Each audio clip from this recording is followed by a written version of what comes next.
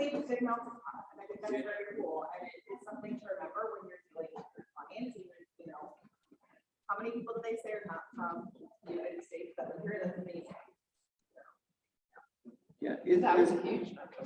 It's 25%. it's a successful social experiment to some extent. Agreed. Tip number 6, I assume this is the safety committee. Oh, there we go. All right, jump in there. Try a little harder All right. for Rachel's sake. For Rachel's sake, okay, get in there. Okay, open house. Don't assume that everyone has left the premises at the end of the open house.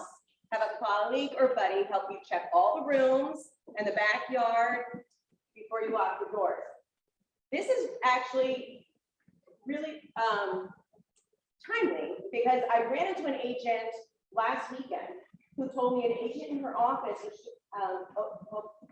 had an open house in the townhouse, went to lock everything up, went upstairs by herself, and a man jumped out of the closet. Oh my God. This is over in Encino, okay? So it happened. And she was by herself. She ran out of the place. And now she is like terrified of the open house now. But that is just a real life, right now example of it happening. And it does happen. Please, like I tell people, have another person with you. Even if they're, I can't emphasize them being with you the whole time and not, however, if it's like popping in and out, at least have someone with you when you open and close, because especially when opening, years ago, we all remember the short sale time. You could come in and there'd be people there that weren't supposed to be there. There could be squatters there and foreclosures. So always have someone with you when you go do an open house. Agreed. Next slide. Is there a I 7? always suggest checking all the windows and doors at the end of Before the you open leave, yeah. house. Because we have all heard of, people coming in, leaving something ajar. So And then tenants spending come the back night. later. So Yeah. I had always a, check it. yeah, I had a listing in this neighborhood a few years ago where there was a homeless woman who set herself up in this house, and she was very clever about it. And it wasn't until 7:30 in the morning when the stagers came to take the furniture away that they discovered her there, because she was usually out by about 8:30 or 9. And she was leaving the windows unlocked and then coming in afterwards. So, I mean, she wasn't dangerous, but still. Yeah, human beings in challenging situations will do, will stretch the, the norms. Crazy. Yeah, no, I get it. Yeah, no, it's very important to, garage doors, check all side that doors, before you you might leave not the think about things you didn't even open, go check, because someone may have opened them without your knowledge. unlock them. Yep, it happens all the time. Okay, Stranger danger. stranger danger. Okay, our job is to meet strangers. That being said, tell your clients not to show their home by themselves. Alert them that not all are agents, buyers, and sellers. They're not all who they say they are. It's basically what it's saying. Predators come in all shapes and sizes. Tell your sellers not to talk to other agents or buyers and refer everyone to you. This is for their safety, for your safety. And even if someone looks like a family that comes in, don't believe it, because things aren't always what they seem. So another reason you want everything referred to you is because you want to keep track of who's coming and going to your listing. So you can have your numbers if you have to have a discussion with your seller later about maybe adjusting a price, or maybe when a bunch of offers come in, you can say, well, you have this many people come in. So really have everyone contact you. You're hired for a reason. You're their agent for a reason. It's not their job, it's your job. Make that clear.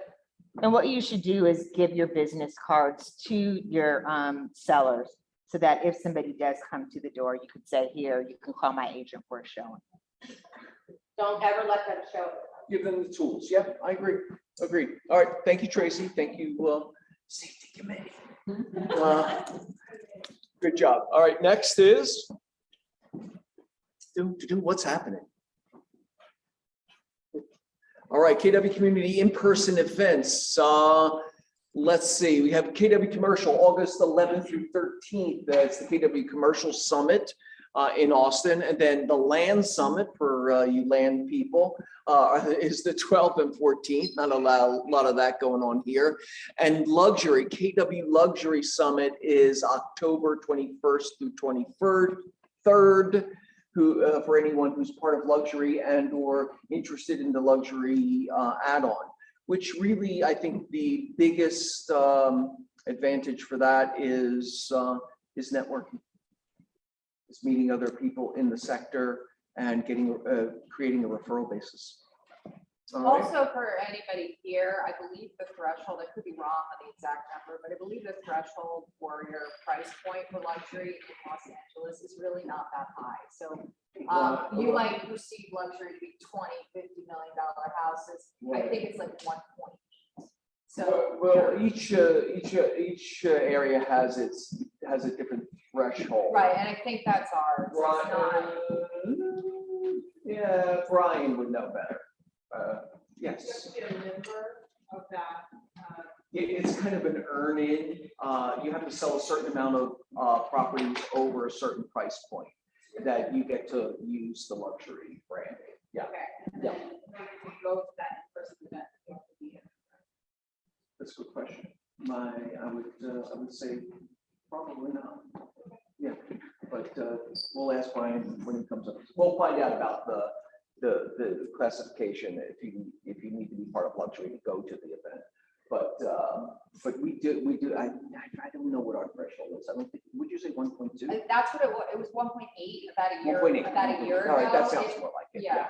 It was just much lower than I thought it would. Yeah, and really the question is, aside, I think the biggest value of that is the networking opportunity, Yeah. right? So if you have a referral of somebody The who sold a branding. $2 million house here and is moving to Texas, Yeah. luxury in Texas is probably $1 million. And, you can. Absolutely, yeah. No, the branding piece of it, I think, is not as effective in this particular market, but I definitely think that the networking piece is. All right, next is Mega Agent Camp, 15th through 16th. Again, hotel cutoff is on the 20th. This is a great way to propel your business, to get in touch with the market of today, and to really see what agents are doing in this market. It's a global conversation, but it really gets pretty granular with the different panels that they have there. And it's 2 days with Gary, and Gary really building a conversation of what highly producing agents are doing in this particular market, right? I think that's what we get.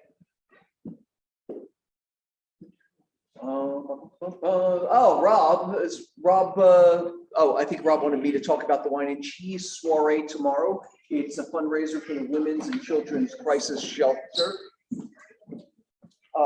Women's and Children's Crisis Center. It's 7 to 10 p.m. tomorrow. There are lots of ways to participate with not showing up. There goes Rob. You want to jump in, Rob? How was I doing?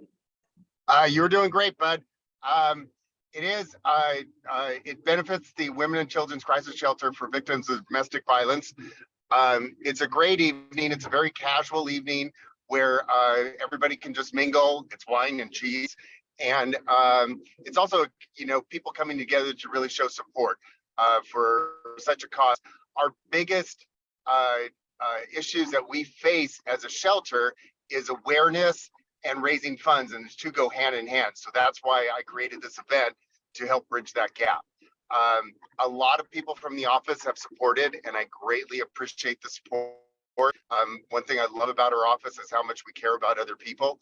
And I just wanted to let people know that if you still wanted to show support, you'd be more than welcome. Yeah, you could donate. You could do online, or you could come to the event itself, right? Exactly. Yes. And the link is in the QR code there, right? And yes, it is. Well, I think it's been going out with the daily update also. All right, thanks, Rob. Thank you. All right, so upcoming classes, morning show. I got the book. What's It's a wonderful way to get your day kicked off. And for those of you who have not joined us at least one time, please do. Try it, you'll like it. Yeah. Well, the other thing too is that we're going to start implementing special guests. So we're gonna have people come in. First of all, we have, what is it called? Mary Mary Monday. Monday. So he's gonna be doing kind of like the numbers and what's happening in real estate on Mondays. So he looks at things by zip code. We look at if it's a seller's market, a buyer's market, all of that. But then we're also gonna have maybe once a month, somebody show up and talk to us about different things that are important to us in our business and our own personal lives. So we're changing, we're growing. and Yes. Come join us. Yeah. Excellent. Log Excellent, in. excellent, It's not excellent. gonna hurt. I promise. All right, Rob's pumping it up behind you there. All right, excellent, excellent, excellent. All right, let's go to the training schedule for Ignite this week is win with sellers, working with buyers and sellers, no Ignite on Monday? Is that Friday? It's Friday. It's Friday, no Ignite on Friday, and then make and receive offers on Monday, negotiate offers on Tuesday, and get to the close for crying out loud. Please and thank you on Wednesday. Scott Leroy this week has my KW overview, email campaigns, Facebook ads 101, command overview, and referral overview. And getting down to business, we got commercial lending 101. Chris Foster, Rob's friend, who had come in and talked in our office meeting. There was a lot of interest. So Chris is going to come in and do a commercial lending class. That's lending around commercial properties. Anyone who's interested, that's June 29th from 11 to 12 p.m. It's a nice tool in your toolkit. Rich's class Rich has a class. I'm going to assume that's today at 4 o'clock. I can't, let's I think it's next week. all right, let's see. It's the zip form release, that's next week. All right, up June 28th. You're absolutely right. Correct. Zip form. It's a crapshoot. Zip form releases. Zip form release. Oh, it's new. I think I can't tell from the title, but I think it's changes to zip forms that Rich is going to be contending with next Wednesday, the 28th, 4 to 5 o'clock. Ask one more time. Always. Yep. Command workshop is dated. All right, Ethan, come up here and talk about this. Last week we got a little. Absolutely. So whether you're a new agent or you're an agent just getting started with Command, we're going to focus tomorrow on the little steps that we can take to build your 100K pipeline. So we're going to focus on the database model, lead generation, and also It's just you driving, buddy. Don't worry, I took a picture, so I'll send it to you. Hey, Topsy, can we get back to the slide then? So we're going to focus on building your database. We're going to focus on feeding your database every day, communicating with it in a systematic way using simple smart plans that we created for you, and how to service all leads that come your way. So join us tomorrow from 1 p.m. to 2:30 p.m. Over here in the training room, and bring your computer and bring your Command username and ID. If you don't know it, you can reach out to me, agent services. Tomorrow? Yes, tomorrow. June 22nd, 1 to 2:30. Bring your laptop, and is there an e-link? There is an invite, yes. Okay. Please sign up so Ethan knows how many people sign up. Paul's got a question. Tell me again what you're doing. Okay, so tomorrow we're going to focus on the 4 database laws. So we're going to learn how to build your database. We're going to learn how to feed your database. We're going to learn how to communicate it with it in a systematic way using smart plans that we created for you. And then we're going to learn about servicing all leads that come your way. I mean, the way it rolls off your tongue, clearly he knows He's giving it what's some up. thought. Man, Yeah. I'm like, you going, what now? And you said smart plans that you created. Yes. Who created them? I created 2 smart plans. Yes. Sphere smart plans, sphere of influence and past clients, seller smart plans, buyer smart plans. And we make it super easy. We'll teach you how to tag your database so that you can just coordinate the tag with the smart plan. Make it super simple, automate your database so it runs for a year, and then in a year, we'll sit back down and we'll do it all over again. Tracy's gonna cry. There was- 2 weeks in a row, you made Tracy cry. Okay. Tomorrow, 1 o'clock. Paul's tomorrow, Yeah, 1 o'clock. 3 equal, okay. How many people have their database in command on a smart plan right now? Look at you two. Around here, good ideas. I promise not calling anybody, but a couple of few hands, right? And how many people have your database in a CRM with the Any equivalent? CRM. Yeah, any CRM with the equivalent of a smart plan. There you go. Okay, That helps. more. Okay, that's good. That's great. It's a start. That's what we're gonna need from you. Who Yeah. is going to make it so simple? If you don't have it. Yeah. Jump in there. It's about, so it's about including command or not command, it's about 10 people of the folks who are here. And the folks that are here, I think would likely be the most likely to have, this would not be a good sampling of the whole office. Because if you're here and you're listening and paying attention, you're probably already at the top of the participation curve to begin with. And I thought that first video was amazing. And I was trying to like write all the stats down and everything. So I'm going to go back to that and write the stats down.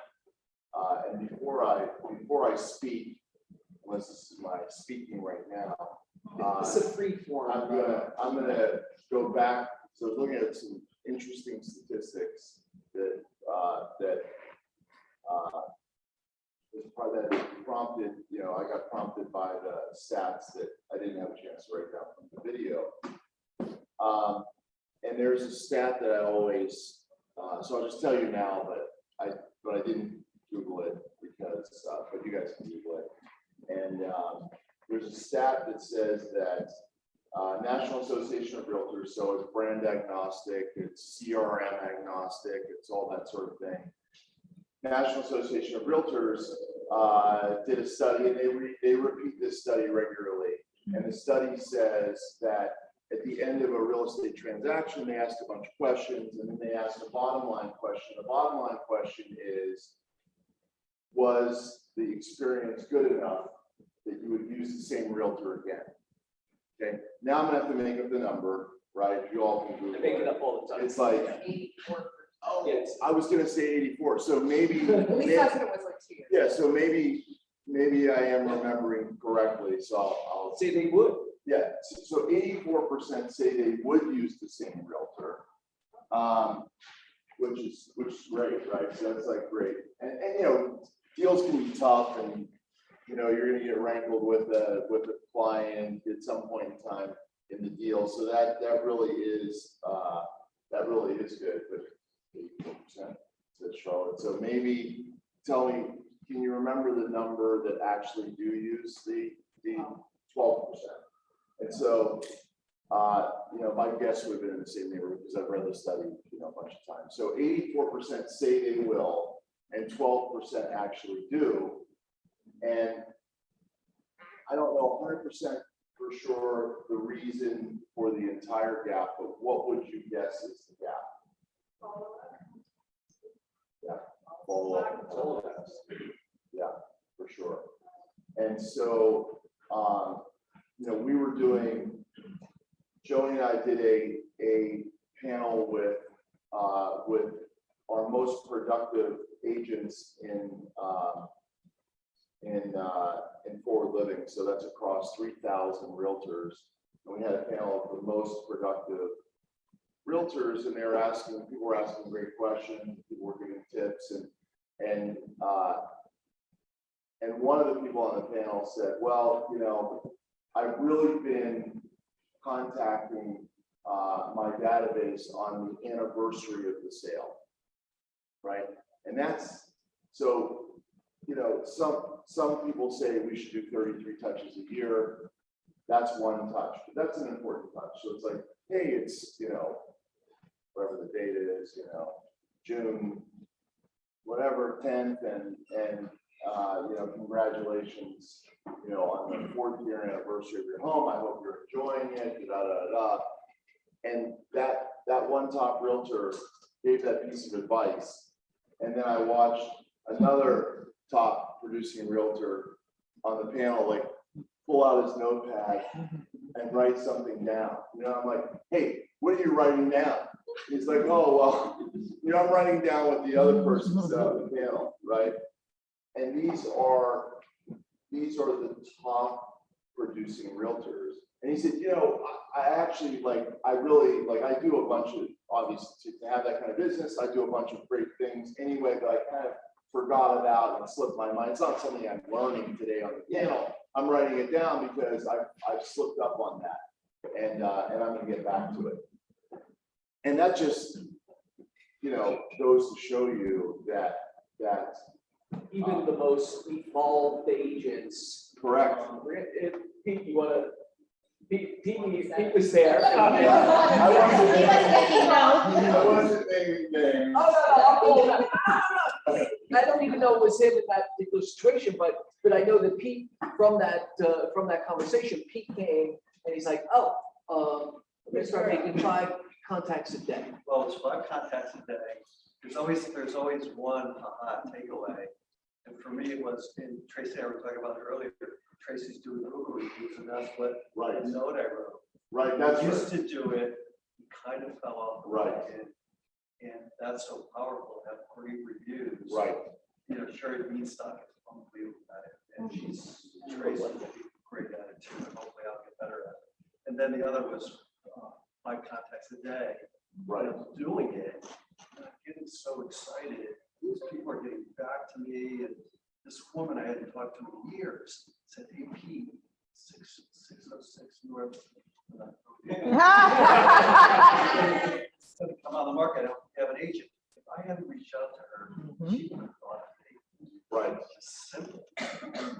One of the, and then the thing that I was sharing with the panel that Pete took the 5 things from was actually another realtor who does 10 a day. I'm just saying. But it is interesting that somebody who is as great an agent as Pete and has been in this business, and a lot of people would, you know, kill to have Pete's business. And one of his takeaways is to do 5 contacts. Now, one thing about there's the contacts, and then there's the what you say, right? And I'm not sure the what you say is rocket science necessarily, but it should be a purposeful contact. So it's a contact in which, and we can call it a purposeful contact when at some point in time during the conversation, you say like, hey, what are your real estate plans? I mean, this would be one way to do it. Like, hey, what are your real estate plans for the next 12 months? You know, are you planning on buying or selling or investing? And then, you know, do you know anyone else? And another thing that I've taken from looking at some of the data is that, you know, in your database, you're supposed to get 2 sales for every 12 people in your database who know, like, and trust you. So it's not just random names. And you're supposed to get 2 for each 12. And I'm good enough on that. That's 1 for 6. But the reason why they say 2 for 12 is because you're supposed to get 1 sale and 1 referral. And the reason why they say 1 sale per 12 is because people tend to sell, you know, they tend to stay in their home a certain amount of time, So that's where you get 1 from. And a lot of people are still getting the 1 for 12. And a lot of people are not getting the 1 for 12 referrals. So it's interesting that you said like, oh, I was, you know, you're calling an old client or whatever, and they're not selling their house, but he's like, oh, hey, Pete, like down the street, there's actually, I know somebody's gonna sell and they don't have an agent, that's a great referral. That referral, as Pete just said, that referral is a person who's going to write down on the survey, oh, I like the transaction enough that I would use Pete again. But it's not top of mind and in fact, they will. But it's not top of mind to get the referral. No, no, So that's the next call. level of Yeah. caring, right? That's the next level of understanding, Pete's value and Pete being just front of mind. Or like, do they care enough to pick up the phone and reach out to Pete and say, hey, Pete, 606, blah, blah, blah, it's gonna get me. They're not thinking about it. They're thinking like, oh, I gotta pick my kid up at school and, what are we making for dinner and whatever. And Pete calls like, oh, hey, so that's a phenomenal. And so, with any business, you build this business up, you get it to a place where, our top agents, I'd say 80% of their business comes from referrals or past clients, right? Is a fair estimation. And so with at least this group, right? This group of productive agents. And so when the river is full, right? When there's plenty in the river to like kind of eat and forage, you stop doing the activities Correct. that build your business, right? And then when things become challenging and things become spare, there's a choice. You realign yourself with the activities that created the opportunity that you had for the last 10 years, or you sit on your hands and whittle away to nothing. So, Pete, going back to the basics is logical, right? Because it works. And you forget how well it works because things have been so good for so long. I don't know if some of you work with Andy, but I've been getting her emails saying that it's your client's birthday. That's Kristen, Yeah. Kristen, Yeah, Yeah, that is that's been amazing. great. Oh my Yeah. God, I've like texted or just called and they're like, oh my God, thank you so much. How do you know that? How's it going? How's So your house? you see the value of that connection in that moment, the anniversary, birthday. They're just little like windows in people's hearts and their feelings, right?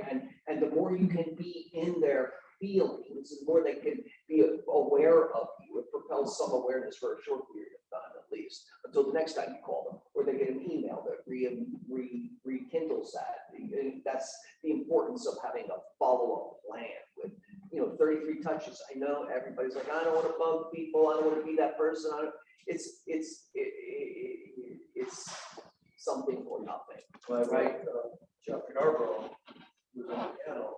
Startled me. If he's on a call, it's like probably tactfully, what are you gonna do for me? Who are you gonna introduce me to? He doesn't let someone off the phone.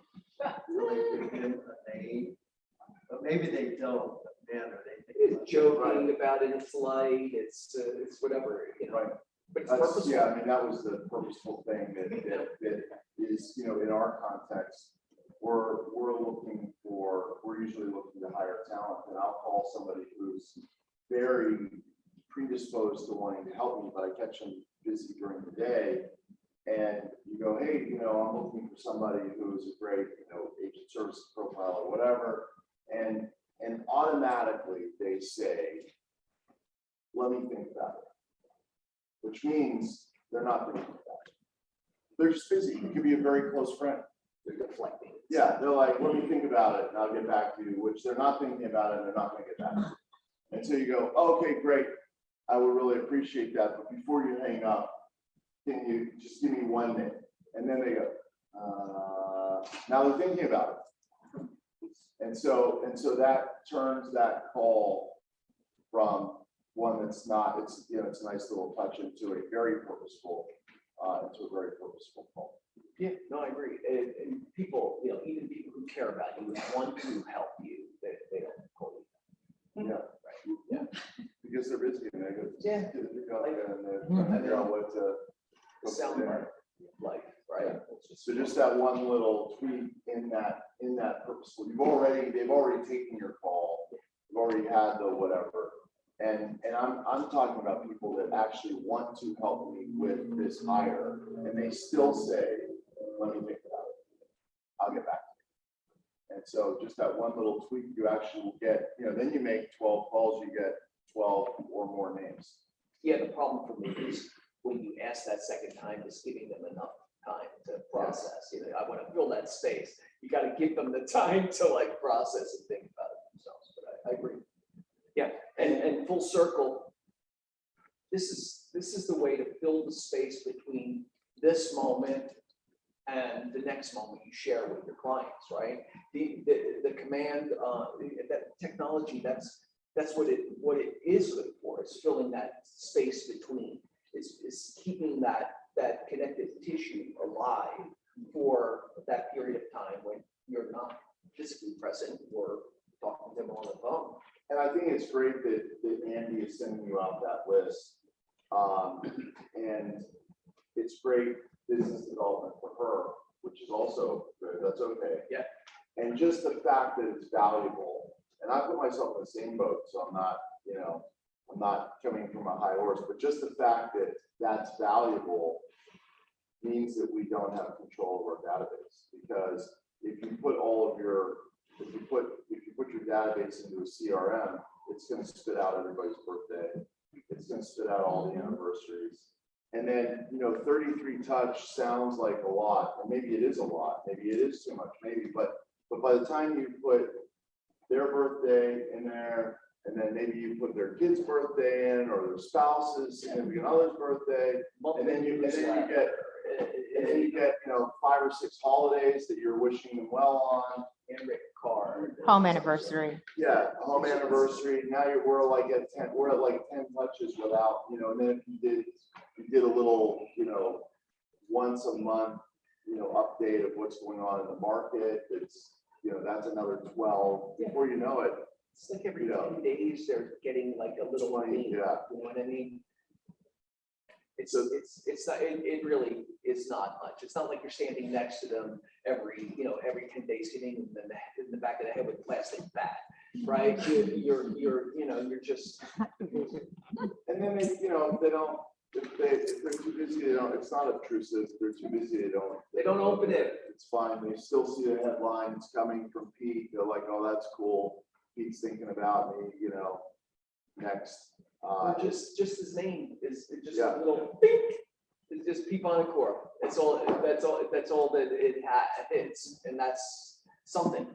And if we could get everybody to put their database into a CRM, and have that CRM sort of spitting out a list of things to do every day, even if you don't do them, many days, it would shift, everything. And that's really, because what Joey asked me to talk about is like, what are the things that we can do right now to amplify our business? Because the market is not as robust as it once was. And there's always a story, no matter what the market is. I just wrote an article about what it was like home buying 2 years ago. And if you're representing a buyer, people are like, I put in especially if it's at an affordable price, right? It's like anything south of $2 million 2 years ago. It's still a stretch for somebody. But if it's anything less than $2 million, and halfway decently priced, you could have a client that's 5 or 6 offers, good qualified client coming in at full price or whatever, and they're not getting the deal. And they're like, geez, I'm waiting for something to be different. And then now, things have changed, and now people are like, oh, well, maybe the market is in decline, so I shouldn't buy now. And an interesting script for that is, and I I'm helping a friend buy a house right now. So it's like, it's not the volume that you guys do. I'll just tell you, he asked me a question, I'm not making a living on this, doing this deal or not doing this deal. And he's like, shouldn't I really wait? Like, maybe I shouldn't look. I'm like, well, do you want to, he's like, well, maybe I'll look for a lease, wait it out or whatever. I'm like, maybe that's a good idea. What's your plan? And, I asked him if I found a house that met your needs, that met all of your needs right now, that was a good deal right now, would you be interested in buying that house? Because there are always, there's a lot of stuff out there, but averages and, are meaningless. So there are a lot of properties that went out at a price that is not consistent with the market today. And then you watch it sit. And then just say that price is 2.2 million. If that's a house that fit your client's needs and you keep following up, hey, what's going on with that house? What's going on? And then eventually, even maybe before they get a chance to lower the price, they're like, you know what, my seller actually is suddenly motivated, whatever happened. And they'll take 1.9 or whatever. Then you go, oh, well, at what price does this house make sense? You're in doing that, you're part of the creation of an opportunity, right? By staying connected to it, by keeping the conversation moving forward, you're creating an opportunity for your client and for the seller in that matter. And that does happen. Anything that's not selling in this market is packaged up improperly in some way. Right. So that house that was at 2.2, if they had listed it at 1.99, I'm making it up. Let's say the house really would have sold for $2.05 million. Okay. So they listed it at 2.2, and now it's sitting there. Everybody goes by and they look at it. And when they look at a house and they go, it's overpriced or whatever, they start in their mind creating all the reasons why it's not for them. It gets thrown in that bucket. Oh, well, it doesn't have this, doesn't have that. Not just it's overpriced, they're making the reasons in their mind why it's not for them. And this is the house that's 2.2 that should have been at $2.05 million. And then suddenly, if you put it at $1.99 million, then you have everybody coming in and saying, oh, well, this is why the house is for me. At that price, I'm willing to make a compromise. Correct. Right. So, that's a little bit about pricing and listing too. And, I do have the benefit of talking to a lot of phenomenal realtors with great experience. I've been doing this for 23 years, but a lot of it is talking to great realtors. And another one talked about this, another guy talked about this market. He's like, look, you're either a buyer or you're an observer. And by the way, that's okay. It's like the stock market. Do you have stock or don't you? I sold my portfolio out, so I'm an observer, and that's okay. I'll still watch it as the stock market going up and down, or what are the FANG stocks doing, or okay, great, but I'm an observer. And if you want to be an observer, that's okay.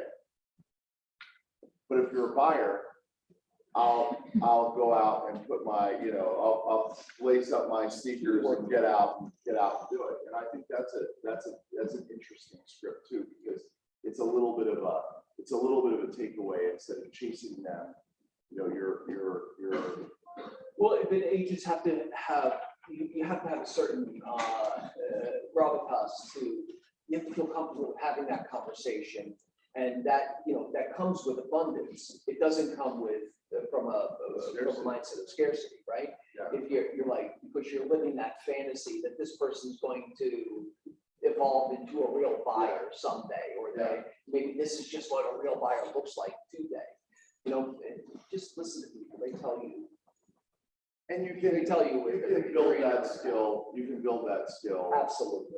Even without, it is easier to have that skill with abundance, but you can build that skill without abundance. And how do you create abundance? How do you create anything? And to create anything is to put the stuff in. Is to put the stuff into the CRM. I mean, one of the things I'm exploring is, you know, just figuring out how cost effectively on scale, I can do all this stuff for people. You know, there, see. It costs me. Now, I don't think it's effective, for example, to outsource the telephone call. The telephone call has to be you. But, you know, and I'm exploring that in depth with a virtual assistant company that it's like everything else. It's like 80% of them are terrible or 90% of them are terrible. I worked with this particular one personally for over a year, and I know they're great. And so I'm like, okay, well, you know, how many people can one, you know, ISA, virtual ISA handle, you know, how many databases, and let's figure it out. And then there's a lot of new technology that does cool things, but you got to get in the game. The technology is not going to do the job for you, but you get in the game. It supports the prospecting. Yeah, so you take your whole database, you run it through a particular program, and it will, so you've got like Mary Smith at 123 Elm Street. It doesn't track Mary Smith, but it does track 123 Elm Street. And so if you put Mary Smith 123 Elm Street, it'll bounce back and say, no, actually, you know, George Jones lives at 123 Elm Street. You're like, huh, okay, well, Mary must have bolted and, you know, used somebody else or whatever that is, but it automates the process of cleaning your database. And that can be done very cost effective. Yeah. Because that's a technological advance that's going to help realtors who are in the game. All of this, you know, these services and such, all of it is to make space for you to prospect, right? It's okay. This is to make it easy for you to stay connected, but it's all so you're not spending time on that connective piece, the automation of command or a service that does it. But all of that is so that you have more time in your business to connect with people, because that's where the magic happens, right? It happens in that connection between human beings, where they trust that you can get them what they want and or can get someone they know what they want, right? They're reminded that you got them what they wanted, and or that you know, and in doing so, you can also get somebody that they care about what they want. You have to put yourself in front of it. The automation is not going to give you the opportunity. It's going to foster that relationship when you're not there. That's all. That's what it's going to do. And whoever said, you know, real estate is contact sport, you know, had it correct. And I do not think that technology is going to. I definitely don't. It's proven it's technology it's will not. Yeah, it will not supplant the realtor, and I can tell you why that's the case. But the thought in the beginning. yeah, it's not going to happen. It's not going to happen anytime in the near future, even with advances in AI. That we really will get more and more help from technology, but technology is not going to take our place. It's still done in a contacting people. And all of you in your individual businesses with your individual brands and your individual ways of fostering and connecting with people, you just have to believe on that. Paul would say you have to run the whole play in whatever activity you're doing that works. I think Gary said it at leadership mega camp is that you have to go deep. You have to figure out what is working for you, right? And put a multiplier on that, right? Make everything else secondary. If calling FISBOs is working for you, then call more. If having a dinner party every week with friends and acquaintances is working for you, then do it every week. And if you're doing it, if you're doing it once a month, do it 4 times a month. It's just more in the areas that you're already finding success in. And everyone everyone has a superpower. Yeah.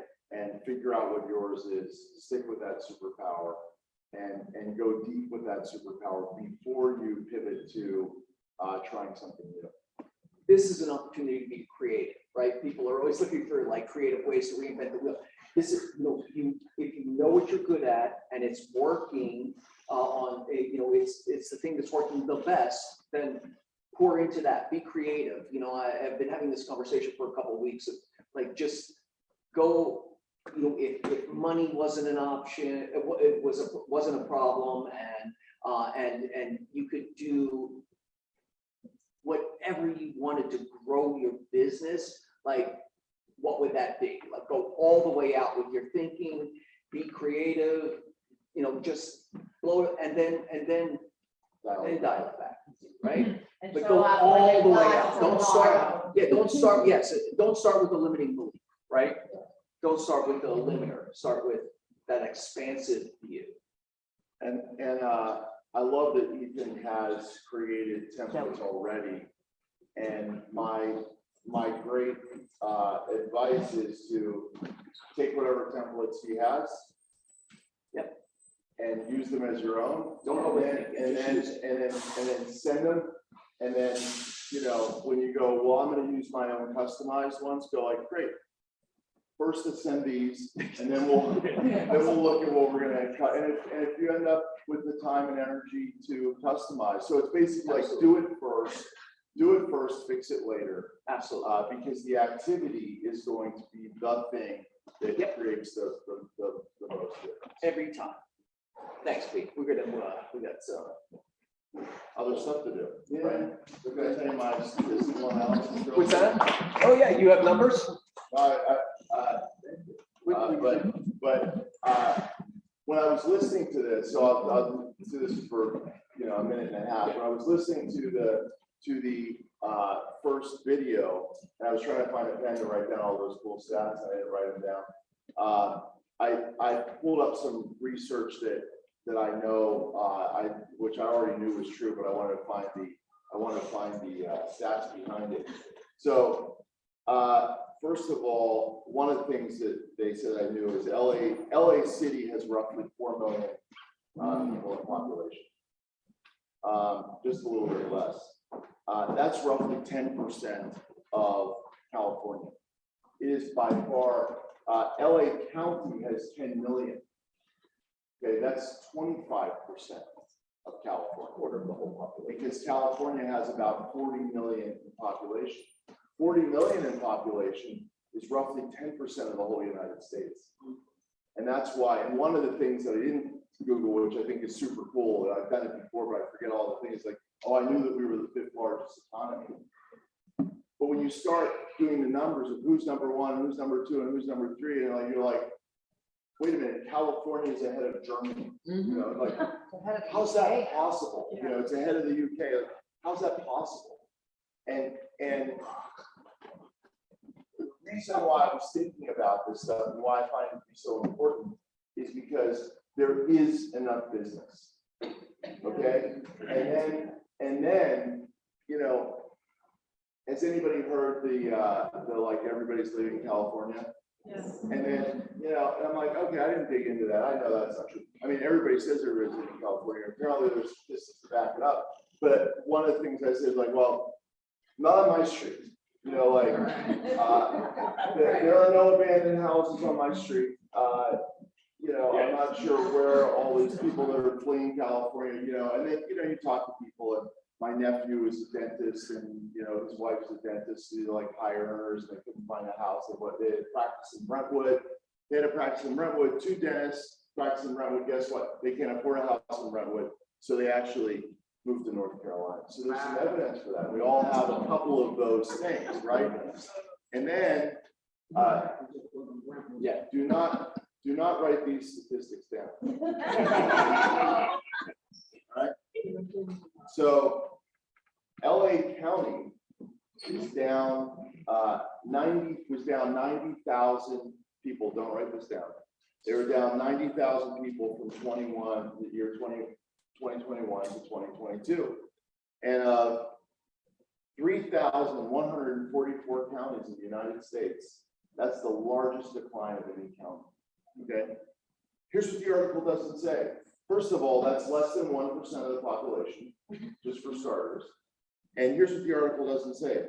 LA County is by far the largest county in the United States. So the fact that they have a population decrease, it's like, okay, but, right? And this, you know, news is clickbait, right? What are you gonna click on? Because of the way our brains are wired, because of the way my brain is wired, I click on some negative stuff, you know, I can't help myself. LA Times, which I find to be fairly reputable, fairly reputable, March 23, 2023, recent article says, do not write this down. For years, once burgeoning California has been hemorrhaging population. This is March. So why do you think your clients get these ideas? It's like, oh, okay, that was March 23, 2023. And then at the top, so here's my answer to it. My answer is that more people with higher income are coming to California. And that, you know, say what you want. I mean, like some people were saying, like, what an amazing melting pot California is. It is true. And the most expensive thing that I find is housing. So, you know, it is getting more and more expensive. But when you look at people, the average income of people leaving California have an average income of under $100,000. That's another reputable source. And the average income of people coming to California, they have an average income of above $100,000. So, you know, the people that are probably not the home buyers are the ones that are getting pushed out, including, and then at the top of that article that said that one bad thing that we're not writing down, it says, this is the top line of the article. It turns out high income people are also fleeing the state. A new twist in the California exit. And that's true because it doesn't say how many. Yes, some high income people are leaving. It's clickbait. And then, but when you look at the real numbers, you see that people with the average income of people leaving versus the average people that are coming in are very different. And so, you know, I think it's a bummer that you know, that a newspaper writer writes that stuff, because what they're doing is they're actually writing stuff that's true, but it's totally out of whack with it's not honest, really. It's contextually warped. Correct. Right, yeah. And that's not, you know, and I don't even look at LA Times as fake news. I'm like, No, I agree. but it's still clickbait. There's still news cycle. Yeah, and the sound bites that grab a hold. And so, you know, but I couldn't resist to get up and talk about but you see how, at least in my crazy brain, those two things, you know, really tie together, because you have the people that there's still a ton of opportunity, and there's more opportunity to do business right here, right now, than in almost any other place. If the market's down 40%, then let's focus on that 60% and get everybody in this room their unfair share of that 60%. And guess what? 95% of the realtors don't have a database that they're touching. So they're going to get the 5% that do, and I made those numbers up, but the overwhelming majority and the people that have that. So I would say, back to Pete's point is to wrap it up, back to Pete's point, number one, it's free. Go and open a Google business profile for yourself. It's free to do. Whatever online presence you have or do not have, it's going to give you a boost. Starting. It's going to be a starting point. And have a certain number of purposeful calls that you're going to do every day. And you know, start with whatever you think you will do, and make them purposeful contacts, and do those first. And that's a big plus. Agree. And then get your stuff into a database. I think it's like tiny advice, bigger advice, biggest advice, but If you haven't done all of that, there's no need to move on to anything else. Correct. That's correct. It's the bottom line. That's correct. Agreed. And I believe in everyone's ability in here. And I hope that you take one of those three or take two of those three and do it, and it will be. It'll move the needle. It'll make a difference. Move the needle. I couldn't agree more. Thank Now you. I'm done. Thank Oh. you. Thank you. All right, let's get through these slides. Ready? The graphics, there's tons of graphics in Command for every holiday. This is the design highlights for the lovely month of June. And there are all the dates and all the collateral materials. Jump on those. All right. Thank you, Ethan. All right. There's also broker blast coming soon. Just listed email blast. Ethan. Yeah, so we compiled a list of 10,000 agents nearby in brokerages. So when you guys have just listed, coming soon, or just sold, send them over to agent services at kw.larchmont or kwlarchmont.com, and we'll blast them out for you. You can also add this to your listing presentation, right, as part of your marketing strategy. It's super valuable as we. Here's secret value. Yes. Now I'm just planning on talking while Joey takes his photos. Yeah. So I can do my own. So I can do my own social media thing that I forgot to do. I took a bunch. All right, go ahead, next. Core services, Andy. You still with us? I'm still here. Hi, everybody. Just a quick update. The Feds met this morning with the Finance Committee to give their update on inflation and so forth. As we all know, we've talked about it last week. They decided not to do another rate increase as of now. The sentiment or the message essentially was that they're decelerating and they're going to start really looking at how things are being impacted, how the economy is slowing, the data that's coming in that has been lagging, which is a good thing. They didn't necessarily confirm. They said that there might be a possibility of maybe one or two more rate hikes this year, but they're taking their foot off the gas pedal. And to me, that just indicates that the inflation is going in the right direction. Mortgage rates, from a mortgage rate perspective, the bond market has virtually been just in pause mode, waiting for this information and waiting to see what the reaction is. So we haven't seen a ton of movement. We are still anticipating as soon as the positive inflation data comes out and is relayed in a positive light, we'll see a downward trend on interest rates. So that's it. Thank you, Andy. Hey, you know how I was saying don't take notes while I was giving the quotes? This is what you should be taking notes on. Yeah. Because in a market like this, interest rates and programs that folks like Andy have change on the weekly. And one way to be on top of your game, you may be a finance nerd and you're all over this, and that's great. And if you're not, this is about 80% of all you need to know in terms of finance to have a really intelligent conversation with people. So get with Andy and get the, what's the rate sheet for this week? Yeah, what's the rate sheet for this week? What are the directions? If you read one or two articles, which Andy can send you, and it's really not, the finances are not rocket science like we think they are, as it affects home buying. Yep, absolutely. And important to have those conversations in your pocket as you're out there in the world. It And changes. this to me, for the newer agents who may be working with buyers who are sitting on the fence, waiting, I don't know what the hell they're waiting for because I don't see prices coming down except for Woodland Hills. But this is really important because as soon as these rates start to come down, it is going to be harder to buy houses. And they really need to make sure they know that. So if they do qualify now, they can refinance in 6 months, but they're going to be up against a whole lot of other people who couldn't qualify now when the rates come down in 6 months. Can I also just add too, there was an article that came out today in Housing Wire about builder sentiment. And I know we've talked about it over the course of the last year or year and a half or whatever.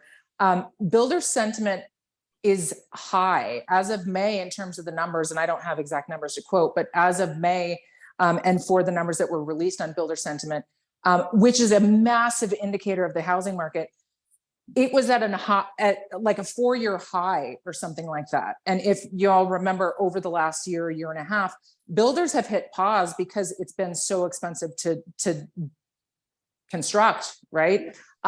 So if that should be an indicator on the direction of the market. And I'll tell you that every client that I've had under contract has been multiple offers. So yes. That's what I was gonna also say. I mean, today- Tiffany just had a place at 32 offers on it. 32. Mhm. But also to what Andy's saying on builders, and you guys can look, you can, NPR, if you go to KCRW or whatever, I'm sure they have this stuff reported. The flip side of the builder sentiment though is that the numbers are still not panning out for them to build lower priced properties, affordable priced properties, entry level properties. This is a nationwide thing. So just because there might be more homes being built, it's not necessarily going to be for your entry level buyers. So they're still dealing with the current inventory. Those are going to be for the higher end buyers. Well, and it also lends itself to the supply and demand issue too. That doesn't account. Yes, they're going to start and continue building more homes. If and when or how they will ever catch up to new housing formations and new generations coming into the housing market, who knows? The supply issue is going to be a longstanding problem, which then obviously prices go up and continue to go up. So. Yep. All right. Thank you, Andy. Thank Yeah. you so much. That's it. Thank you. All right. Next is Ben here. Ben, Mary Kay. We're doing Mary Kay. Everybody in person is Mary Kay. Hi, everyone. How you doing? Where do I stay? Right here? Sure. We don't have a, yep, Yes, and if you guys are not here, you're gonna miss an amazing lunch. always Yeah, so hi, everybody. Mary Kay from Advanced Group Property Inspections here. in person. In person.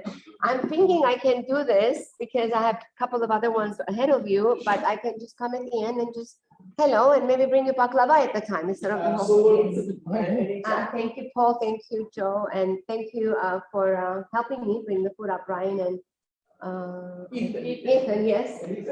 So I brought you some other stuff too today. My son just changed, you know, my son, Michael K, my energy ball. He changed my card, so you're gonna see this card from now on. Oh, nice. So cute. So this was a photo we took when we were doing a photo shoot 5 years ago. I walked in and we took the photos, and I've always wanted to be a singer. I played piano, I played guitar, but my father in the old country was like, no, you're not gonna do that. So I've always dreamed of singing. So every time I see a flashlight or anything, I just hold it and pretend. So when I walked in and we finished, I put the toolbox on me. So you know what this is. I held the screwdriver. I got the flashlight. I said, okay, finally I'm gonna sing. And I just pulled my head up laughing. They took a photo and my son said, Mom, this is the best to show your energy. So there you go. And also in the back, we have a QR code now. So please put that information in your phones. And I also have the information for my son's venue if you want to have a to-go, because everyone asks me. So everyone asks me, what do I order? Where do I order? So now that has that. With inspections, we are open for 7 days a week. Not only we pick up the phone 7 days a week, we also do inspections 7 days a week. Last week, when I was at another Keller Williams office, I was talking about this. I asked, when does the inspection continuously start? And they were like, after, open escrow, we put the deposit in, and it's from the time you get your offer accepted. Yep. So if you accepted it on Friday, I mean, if it's like going back and forth with your counters, again, that's the time. So when you have it Friday, 7 o'clock, and if you have 7 days contingency, 5 days, whatever days you have, if you wait for Monday, you lost 2 days. So the reason we are open 7 days a week, we do inspections 7 days a week, and our front desk picks up the phone 7 days a week, it's because we don't want you to lose those days. That's what this for. That's why they said, oh, now we know. Why do you keep saying in, the Zoom that we are 7 days, so that's what we are. So we know how to present a problem. Thank you for the ones who have done inspections with us. We appreciate you. We are busy. We are doing good. And we have many inspections that are coming and they're saying, look, I'm in a multiple offer situation. Can you just put me as pending? They're giving me 5 years inspection. And then they'll come back to me and then I'll call them back and say, oh, did you get it? They'll say, oh, they gave us another counter. 2 more buyers came in. And then finally, many times they don't get the property because there were 10, 15, whatever offers. But that's good news because real estate is I think it's doing good. And second, of course, we can compare it 2 years, but that was something that I don't think ever will happen. If we get another COVID, maybe that will I happen. think it's amazing to have that weekend option. It comes Yes. up all the time. Always. And yeah, All the time. Again, like I said, we know how to present a problem because we're contractors, we're engineers, we're architects. Please don't go with someone who has not built before. When you're calling and scheduling inspections, if it's not us, please ask them to send you their E&O insurance. There was an agent from actually Keller Williams in West Side. He called me and says, Mary, I'm so sorry. I haven't seen you for a while. I went to somebody else. They said they're insured. They were not. When they sent me the insurance certificate, when I called them to say, can I schedule an inspection? They said, I'll send it to you once we're done because I'm busy. It was a life insurance certificate from Prime America. So please make sure that they're insured.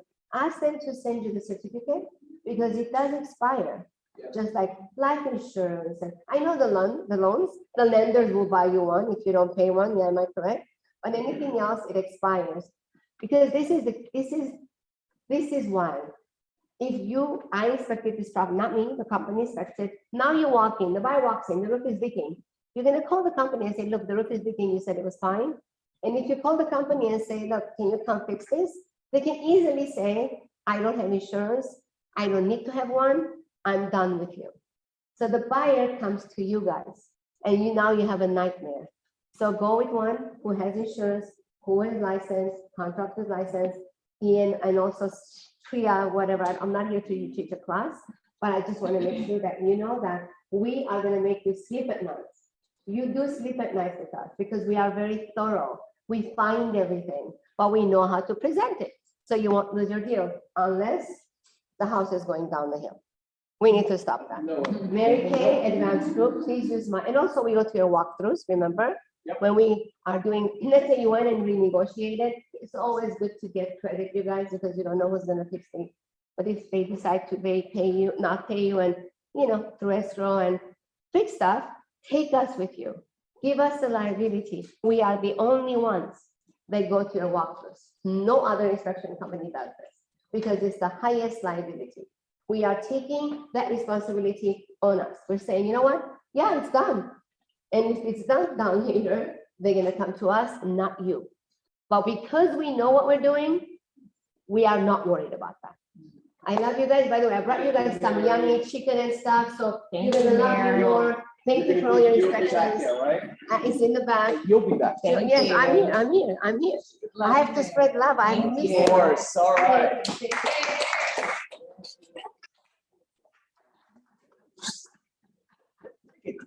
All right, keep it moving. Yeah. All right, Tracy and Lorna are gonna chew my head off.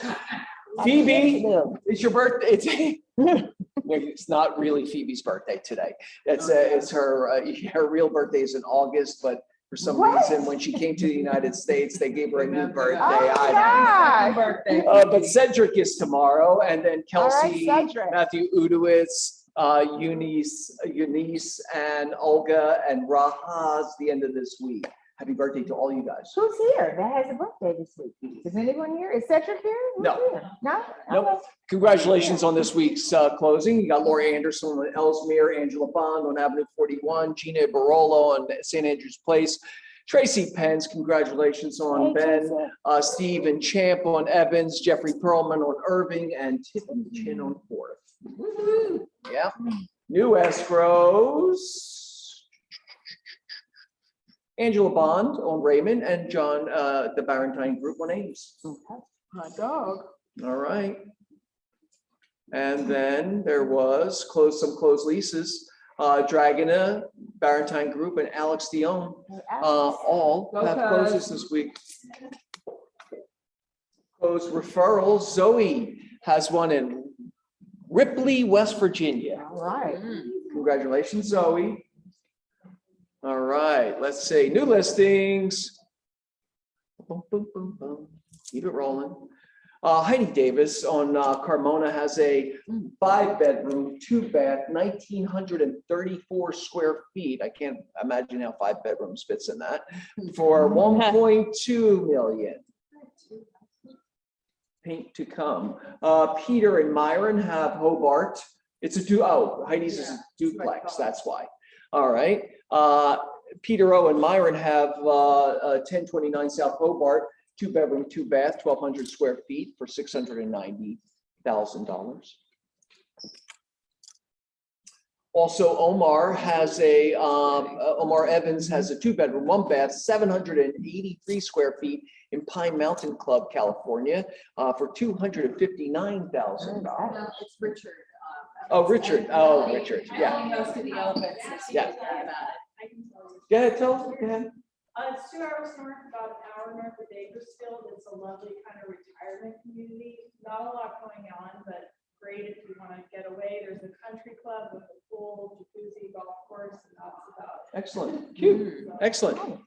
Pete has a new property on Willow Glen, 3-bedroom, 4-bath, 3,345 square feet for just under $2 million. Tiffany Chin, 148 South Gramercy Place, 2-bedroom, 3-bath, 1,112 square feet for $648,000. And leases, what do you have leases coming up? Ian Cherney has a very industrial loft space it's 1,071 square feet for $4,150 per month. What a compelling photograph. Champ and Steve have a 3-bedroom, 3-bath, 2,057 square feet for $8,500 a month on Tahoe Drive. And some income property. Let's see, Michael Flanagan, 1523 South Victoria, 2 units, 2 bedrooms, 1 bath, 8,000. Oh, the lot size is 8,825 for just under $1 million, $995,000 for 2 units. And then Heidi again, the 5 is a 3-1 and a 2-1, 6,400 square feet, 1.2. Do we know if that's vacant? I do not. There is pocket listings coming soon. Have anything they want to share? I have something coming soon. Come on. It is in Alhambra, which is far, far away, but it's near Whittier, so you can hear Rock. No, not Alhambra, La Habra. La Habra. It's basically on the border of Orange County and LA County, but it's coming soon, they're fixing it up, and it should probably be ready in about a month and a half. So if you have someone toying with the idea, I think it's a very cute neighborhood, wide streets, well-maintained houses. So if you have someone toying with the idea, maybe they work in Orange County, but want to stay in LA County for some reason or whatever, come see me. I can give you more details. What's the asking price? In the range? Get back to me. Oh, probably like 1-1. Okay. Yeah, it has a pool and like a nice view. He's going to send it over to me. I'm going to send it out to everybody. Yeah, he called me this morning. Anyone else? Pocket listing coming soon? No? All right. Let's, for the sake of My bladder. wants and needs and gratitude. I can deal with the realness of it all. I'm grateful for Mary's food. And I Yes, Get to it. and you release us so we can eat. All right. Anybody else wants or needs before I release you to the food? anybody's got something coming up in South Pass, let me know. South Pass coming your way. All right. All right, everybody, thank you so much. Oh, Paul, Anybody have a, Paul has any, does anybody have a fancy lease that's single family? You know, really nice. My client has, you know, money to spend for Christina sure. had one last. What part of that? it's, yeah, To be around here. it's like what, 20 grand, 15 more? 20 max. 20 max.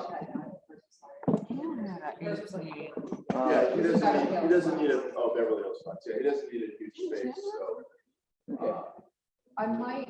Single family. Summer, short term? No, a year. 10 years. Great. Mine's the Palisades. Yeah. Does he want to go to the Palisades? I might have one coming up. I Yes, might have yes, one nice coming one, up the in August. Palisades. 18 grand. Okay. He wants it to be like totally walkable, so. No, 17, the Palisades is right, walkable. Okay, you guys. nice, okay, great, Yeah, it's a nice one. great. All right, thank you. Thank Paul for coming. And Thank you, Paul. Thanks, Paul. Very grateful for your friendship and mentorship. Thank you all for showing up. Thank you, Mary. And get in there and Rub on. thank you, guys. Thanks, Joey. Thank you, Brian, for that. Thank you.